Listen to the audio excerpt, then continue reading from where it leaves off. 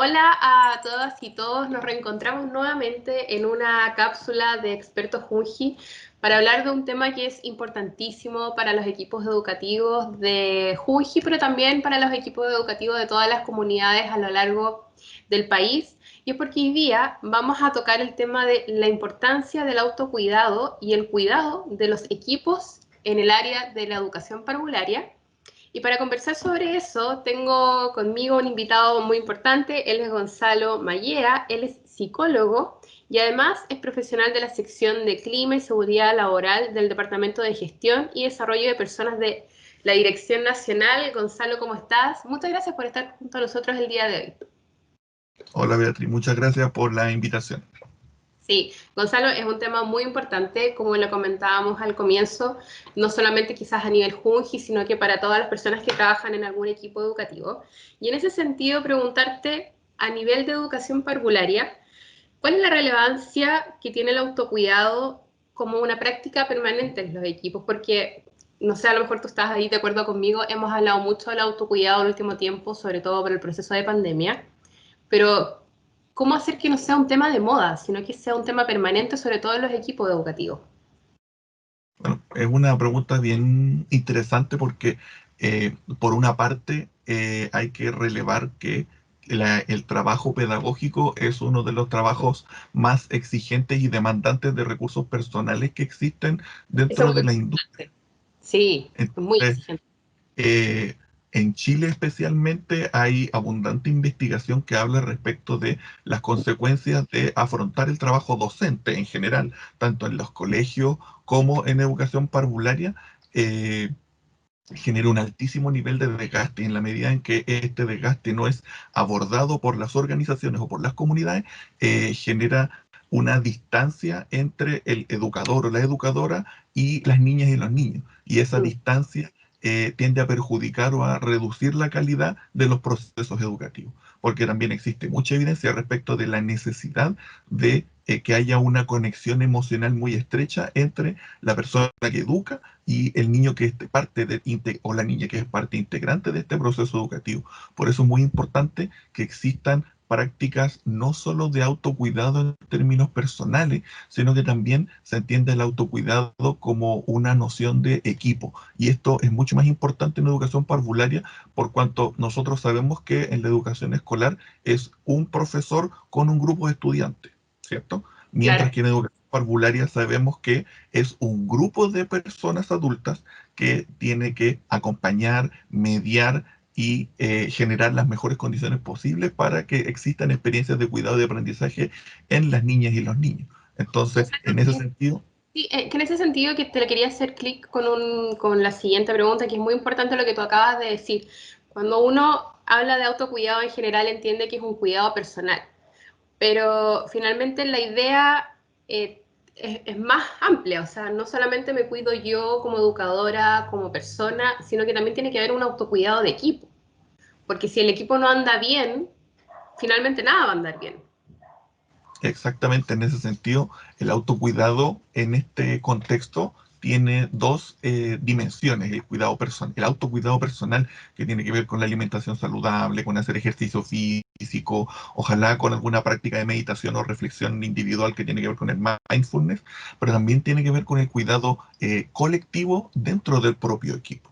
Entonces, en ese sentido, así como nosotros si pudiéramos hacer una analogía, diríamos que la firmeza de una mesa tiene que ver con que sus cuatro patas estén firmemente asentadas en el piso.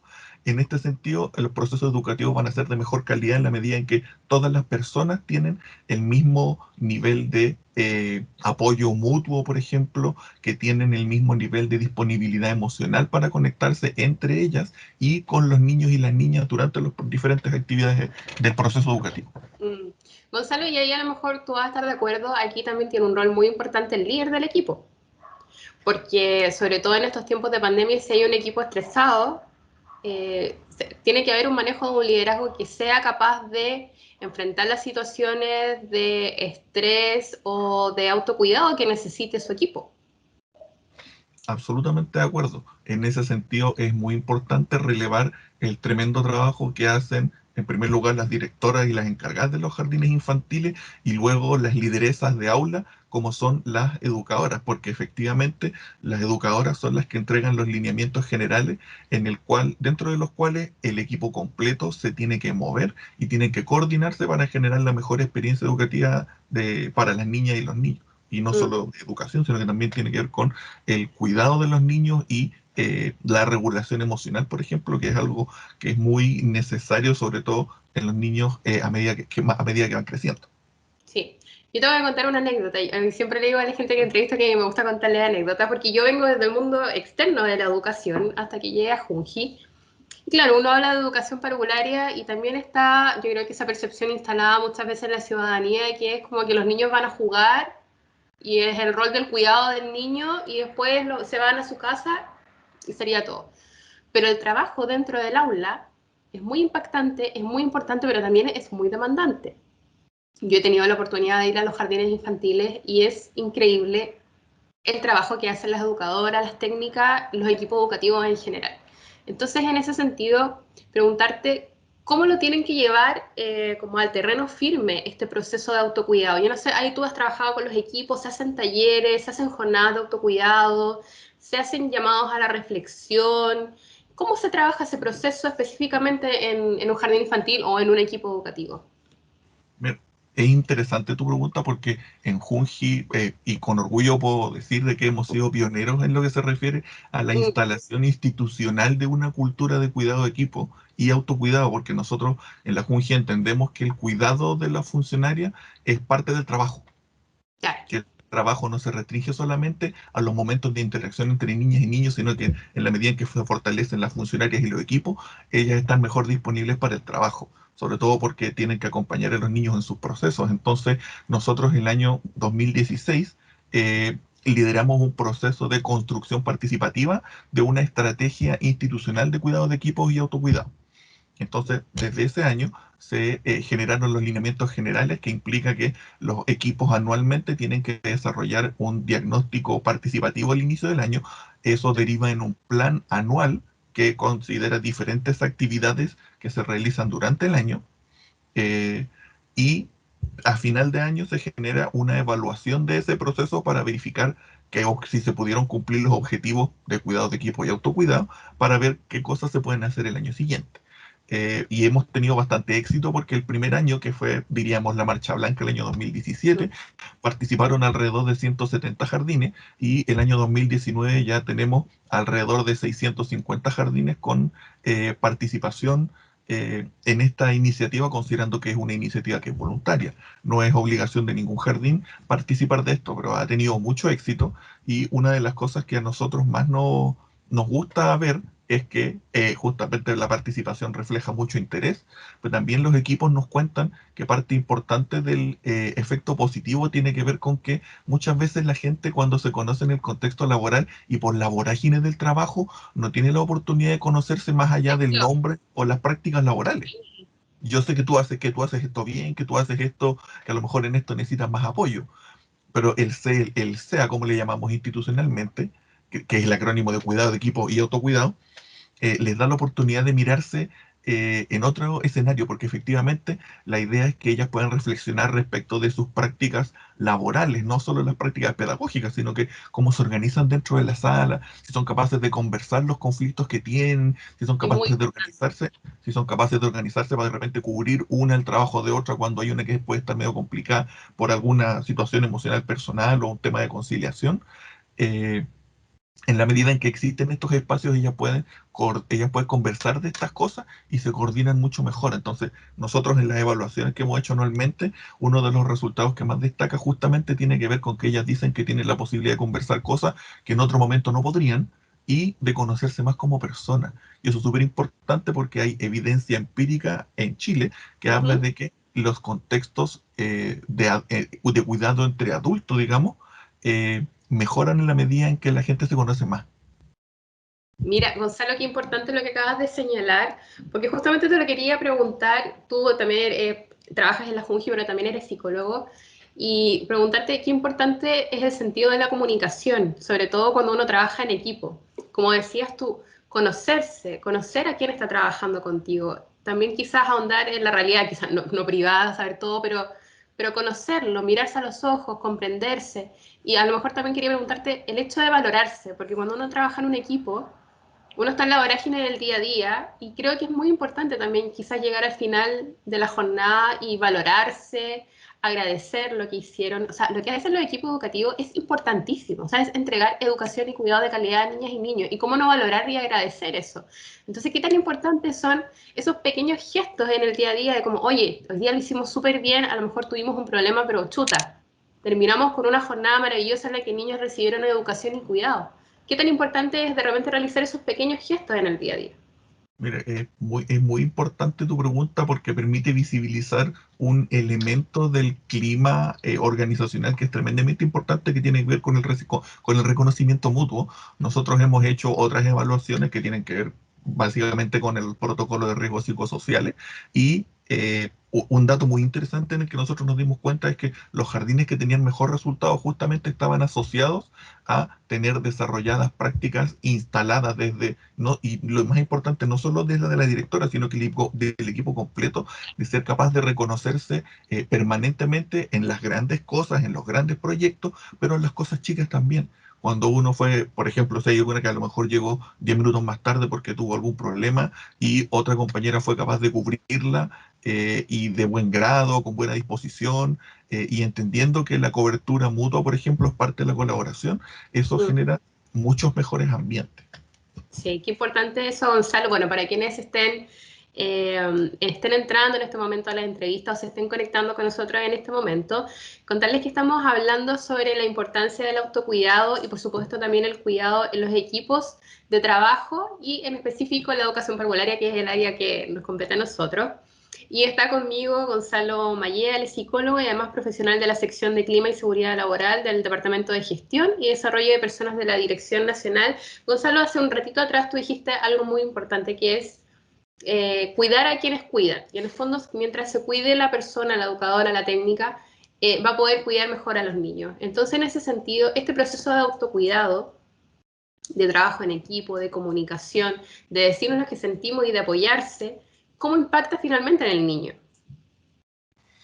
Claro, es interesante la pregunta porque los contextos son fundamentales en todo lo que tiene que ver con interacciones humanas y en ese sentido no hay que, hay algo que en general uno no piensa, pero que es tan evidente que uno no lo ve, que la sala de clase o la sala de actividad, perdón, es al mismo tiempo el espacio de cuidado y aprendizaje de los niños, pero también el espacio de desarrollo técnico personal y de técnico profesional y personal de las adultas que están en la sala. Entonces, como hay dos contextos que son distintos y complementarios, eh, es muy importante que exista la capacidad en estas adultas para poder conectarse con las necesidades de los niños, tanto en regulación emocional como en lo que tiene que ver con la creatividad y los múltiples desafíos de aprendizaje de los niños, porque no hay que olvidarse de que nuestros niños nosotros los entendemos como sujetos de derecho y la JUNJI por lo mismo se ha comprometido a ser garante de derechos. Entonces, en la medida en que nuestras funcionarias y nuestra institución somos capaces de generar mejores contextos de cuidado y de aprendizaje de los niños, estamos generando condiciones de posibilidad de que nuestros niños puedan realizar de mejor manera sus derechos en lo que tiene que ver con el desarrollo infantil temprano.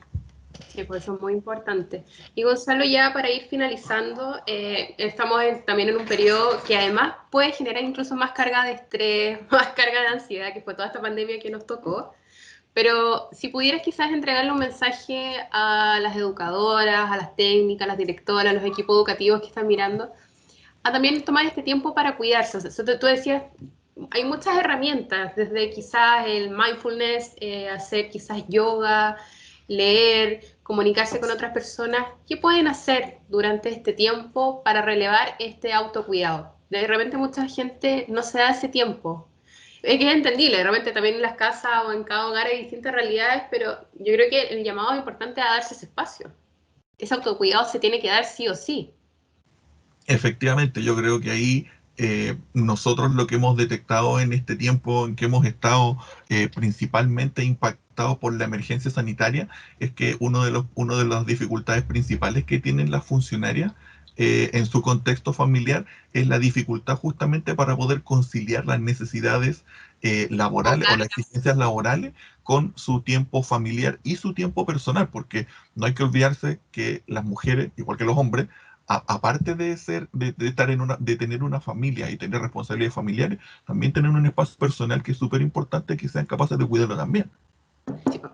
Entonces, en ese sentido, mi llamado personal, con mucho cariño, sería a que ellas se den la posibilidad de tener conversaciones con sus grupos familiares para visibilizar esa necesidad que ellas tienen. Porque muchas veces nosotros vivimos en una cultura en la que muchas veces las necesidades personales de las mujeres quedan subsumidas o invisibilizadas por las necesidades familiares. Porque alguien tiene que cocinar, alguien tiene que planchar, alguien tiene que acompañar al niño a hacer las tareas, y culturalmente en muchos lugares está muy asentado que eso es prácticamente una obligación de las mujeres. Gracias a Dios, en los últimos años eso ha ido avanzando en deconstruir esa realidad y entender de que de que los hombres también pues, tienen mucha participación en eso, y también hacer un llamado a los hijos mayores también. Y cuando hablo de hijos mayores, no hablo de los hijos mayores de edad, me refiero a los jóvenes que tienen 13, 14, 15 años y que ya tienen la posibilidad de poder hacer su cama, de barrer, de a lo mejor hacer el aseo del baño, por ejemplo, que a lo mejor pueden ser cosas que son muy personales, íntimas de cada grupo familiar, pero visibilizar que eso de alguna manera les va a dar posibilidades a sus mamás, a sus hermanas, a sus tías, de poder tener un mejor espacio para poder cuidarse. Y eso también tiene que ver un poco con uno podría trasladar la noción de cuidado de equipo dentro de la familia en la medida Claro. en que ellos son capaces de brindar ese tipo de colaboración, digamos. Gonzalo, ¿y qué importante llamado has hecho? Yo era precisamente lo que te iba a preguntar, el tema de la corresponsabilidad en la crianza, porque, claro, está la pareja o a veces está la abuelita o el hermano mayor, como decías tú, y a dejar de mirar esta crianza como solamente fuese algo de la mujer, que es lo que nosotros decimos, sino que criar con equidad de género. Y eso significa comunicación, como dices tú, en el equipo de la familia. O sea, yo me quiero quedar con eso lo que tú dices, o sea, llamarlas a comunicar lo que están sintiendo y que la familia entienda de una vez por todas que este proceso de crianza es un objetivo y es un trabajo de todas y de todos finalmente, lo que tú no estabas diciendo. Claro, en ese sentido, yo llamo a empatizar con lo siguiente. Nosotros partíamos diciendo de que el trabajo en educación es un trabajo que es súper complejo porque implica considerar múltiples variables que tienen que ver con la creatividad, la innovación, la disponibilidad afectiva, etcétera, etcétera. Y uno naturalmente no está formado para eso, uno no viene formateado para eso desde chico. Entonces, las estas mujeres, digamos, nuestras educadoras y nuestras técnicas tienen un conocimiento respecto de esos procesos que probablemente nadie más en su familia tiene. Entonces, en la medida en que ellas son capaces de explicarle a los otros cómo esas conductas pueden facilitar el proceso de crianza y aprendizaje de los niños pequeños de la casa, los demás van a poder adquirir mejor y mayor conciencia respecto de su impacto, por ejemplo, en el impacto que tiene, por ejemplo, en pedir las cosas por favor, en decir gracias, en pedir las cosas sin gritar, por ejemplo, que son conductas que son que muchas veces uno las ejecuta de manera irreflexiva, así como Automático. automáticamente, claro, en la medida en que uno es más consciente del impacto que eso tiene en los niños más pequeños, eh, uno va a ser capaz de ir moderando la propia conducta para generar un contexto más bien tratante, incluso dentro del hogar también, con participación, como tú decías, de todos los integrantes de la familia y no solo de las mujeres. Así es. Bueno, Gonzalo, ya para ir finalizando, yo antes de esta entrevista leí, a mí me interesa mucho el tema del autocuidado, del mindfulness. Ahora hay muchas ciudades, muchas comunas que están levantando ya las cuarentenas, están pasando ya al siguiente proceso. Quizás aprovechar también esto para darse espacios pequeños desde una caminata, aprovechar de salir, por supuesto siempre tomando todos los resguardos de seguridad y que ha implementado las autoridades. Y quizás también leer, hacer yoga, salir a correr. Y por supuesto, ya si es un tema más personal, también pedir ayuda. Hay mucha gente que no pide ayuda en temas de salud mental porque o le da vergüenza o porque siente que lo puede solucionar, pero ahí tú me puedes ayudar como psicólogo también. O sea, cuando uno necesita pedir ayuda, tiene que pedirla, no guardarse las cosas. Absolutamente. Ahora, eso también está mediatizado por un contexto cultural en el que la salud mental es un tema tabú. Sí, porque po. hoy en día estamos en el siglo XXI, todavía hay gente que habla de los locos cuando se refiere a una persona que tiene una conducta diferente. Entonces, y eso generalmente con un estigma negativo, no como resaltando la distinción. Entonces, en ese sentido creo que es súper importante primero hacer ver de que la salud mental es tan variante como la salud física. Sí, Nadie diría que nadie podría culpar a una persona por resfriarse. Asimismo, las dificultades de salud mental que tienen las personas generalmente no son culpa de la persona, sino que tienen que ver con las diferentes capacidades que tenemos las personas para hacernos cargo de las cosas que nos van pasando en la vida. Entonces, efectivamente, es muy importante que las personas tengan la capacidad para conversar, justamente por lo que decíamos delante, que tiene que ver con el hecho de que una conversación sincera y en un contexto de confianza genera la sensación de apoyo mutuo. Y en ese sentido, el llamado de nosotros es a aprovechar las plataformas virtuales que existen, que ha desarrollado el Estado de Chile a través de sus diferentes instituciones, para que las personas sepan que cuentan con diferentes instancias virtuales, así como esta, por ejemplo, para poder conversar respecto de cuáles son las preocupaciones o los malestares que les aquejan, que en esta época nosotros sabemos que probablemente han aumentado exponencialmente, y es muy importante poder recurrir a los medios que existan para poder atenuar lo más posible sus consecuencias, tanto para la persona como para su grupo familiar, porque tú sabes que cuando hay una persona que sufre en la casa, no sufre solo, sino que todos los que lo acompañan y lo quieren sí, también lo pasan mal. sí. Bueno, y como decías tú, no estigmatizar la salud mental, al contrario, darle prioridad, preocuparnos de aquello y comunicarnos, trabajar en equipo, ya sea en la familia o dentro del lugar de trabajo, y a prestarnos atención a las señales que nos dé el cuerpo y, si es necesario, por supuesto, pedir ayuda. El tema de la salud mental es tan, tan, tan relevante, Gonzalo, que yo creo que estaríamos aquí hablando una hora más, pero te voy a liberar por el día de hoy. Gonzalo, te agradezco que hayas estado con nosotros, contarle a quienes nos estuvieron mirando que estas cápsulas van a quedar guardadas acá en nuestro sitio de Facebook por si las quieren volver a compartir. Luego se va a subir en YouTube, Instagram y también en Twitter. Lo pueden tener en todas las plataformas para que lo puedan revisar. A lo mejor si también lo quieren revisar en equipo más adelante también, porque como comentaba Gonzalo, es muy, pero muy importante establecer comunicación dentro de los equipos, decir lo que se siente y por sobre todo apoyarse más aún en estos tiempos difíciles que nos han tocado. Así que Gonzalo, te agradezco que hayas estado el día de hoy. Si quieres dejar algún mensaje final, despedirte. Sí, solo quisiera agradecer a la institución la oportunidad que nos ha dado, y a mí en lo personal, de poder hablar de este tema que nosotros creemos que es tan importante, y tenemos la expectativa de que estas iniciativas de cuidado de equipo y autocuidado se puedan extender dentro de lo que es la educación parvularia. Y nuevamente mi llamado personal es a que las mujeres, nuestras mujeres trabajadoras, funcionarias de la Junji, puedan hablar con sus grupos familiares respecto de cuáles son las necesidades que tienen de conciliación, porque creo que ese es el primer paso. Probablemente una conversación no va a resolver todos los temas que existan, pero así como para subir una escalera hay que ir peldaño a peldaño, esa primera conversación puede ser el primer paso para eh, tener una mejor calidad de vida individual y dentro del grupo familiar. Así que vamos por eso. Sí, bueno, excelente mensaje entonces y con eso nos despedimos. Gonzalo, un abrazo y nos volvemos a ver en otra oportunidad. Muchas Cuídate. gracias, Beatriz. Muchas Chao, gracias. Que vaya bien.